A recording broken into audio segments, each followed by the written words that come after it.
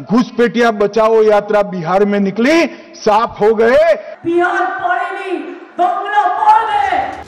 কয়েক মাস পর পশ্চিমবঙ্গে বিধানসভা ভোটের মহারণ। এর মধ্যে রাজনৈতিক বাকযুদ্ধে এপক্ষ ওপক্ষ সব পক্ষের মুখে বারবার উঠে আসছে বিহারের প্রসঙ্গ।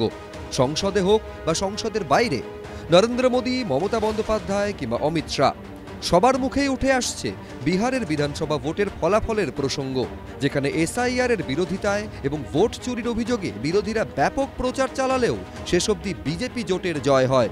বুধবার সংসদে নির্বাচনী সংস্কার নিয়ে বলার সময় তৃণমূলকে হুঁশিয়ারি দিতে গিয়েও অমিত শাহর মুখে উঠে আসে বিহারে ভোটের রেজাল্টের প্রসঙ্গ। मैं आज कहना चाहता हूं टीएमसी के लोगों को भी, ये राहुल जी के साथ में रहकर घुसपैठिया बचाओ यात्रा बिहार में निकली, साफ हो गए।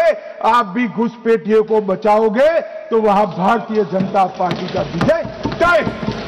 নদিয়ার কৃষ্ণনগরের সভা থেকে বিহারের উদাহরণ দিয়ে বিজেপির দিকে জবাব ছুড়ে দিয়েছেন মমতা বন্দ্যোপাধ্যায়। মনে রাখবেন, বিহার পড়েনি, বাংলা পড়বে, আপনার যা ইচ্ছে করে যান। এসআইআর এর পর দেশে প্রথম ভোট হয় বিহারে, জয়ী হয় বিজেপি জোট। সেখানে আগে থেকেই ক্ষমতায় ছিল বিজেপি।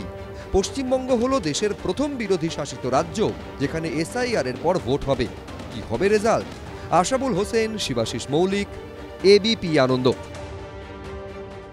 কারণ নাম বাদ দিলে ধর্ণা দিয়ে বসে থাকবো। খসড়া ভোটার তালিকা প্রকাশের আগে কৃষ্ণনগরের সভা থেকে এভাবেই হুঁশিয়ারি দিলেন মমতা বন্দ্যোপাধ্যায়। পাল্টা মমতা বন্দ্যোপাধ্যায়কে ভবানীপুরে হারানোর হুঁশিয়ারি দিয়েছেন শুভেন্দু অধিকারী। আর অন্যদিকে এদিনই ফলতায় বিক্ষোভের মুখে পড়লেন নির্বাচন কমিশনের রোল অবজারভার সি মুরুগান। কারণ নাম বাদ দিলে ধর্ণা দিয়ে বসে থাকবো।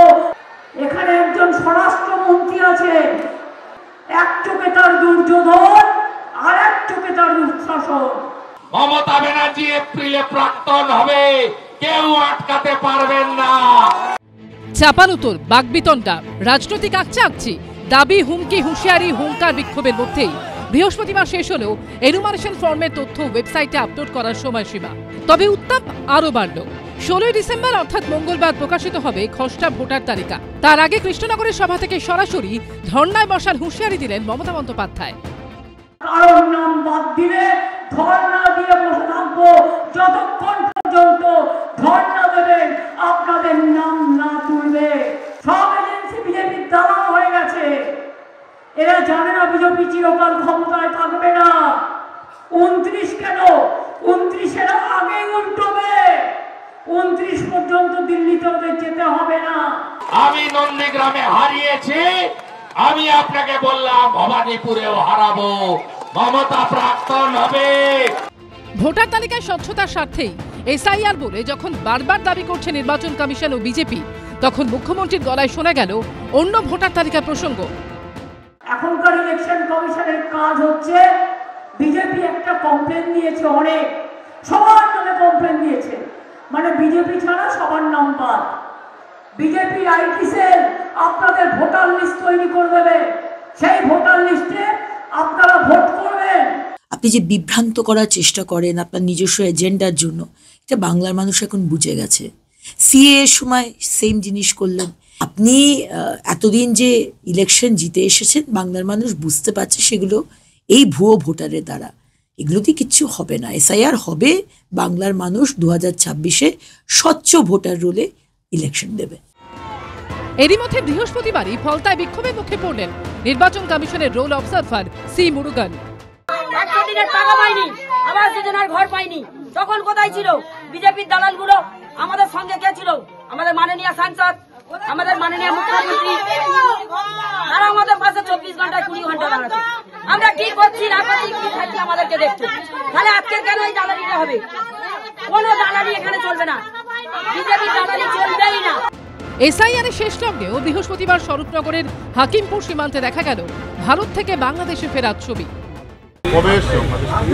এই তিন বছর আগে।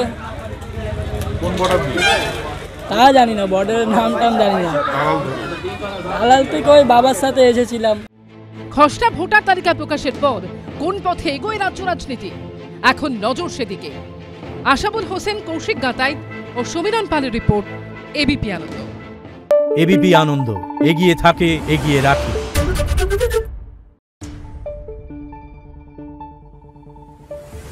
Thank